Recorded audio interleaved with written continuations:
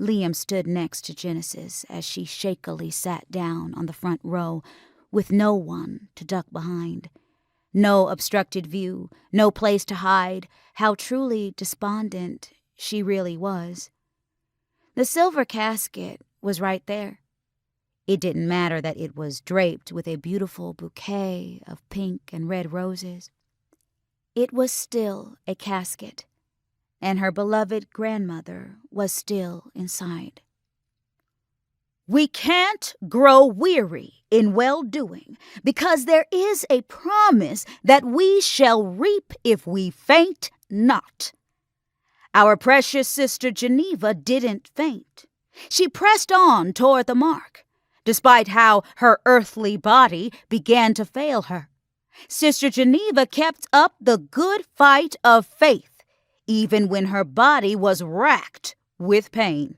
She didn't faint, saints, even when she had every right to be weary.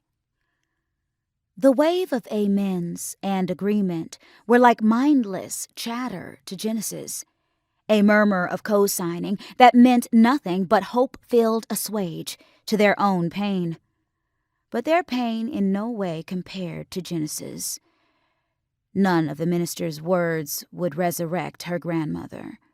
He was drumming to a crowd that could do nothing to fix the situation. Still, there was a part of Genesis that hoped he kept talking because it prolonged the inevitable. Genesis heard her mother quietly crying next to her. She didn't want to aid the weight on her mother's heart by joining her, so she tried her best to suppress the tears that harshly threatened to fall at any moment.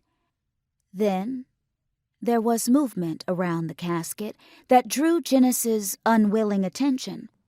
She felt a hollowness move through her, settling where her heart once beat faster than it should. That empty feeling was foretelling or shadowing a prediction or an inevitable end. Genesis wasn't sure. What she did know was that it all felt wrong.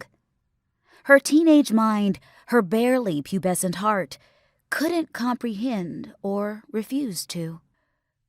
Then the minister uttered those fate-filled words. Now, we commit our precious Geneva Ann Knight's body back to the earth from whence it came.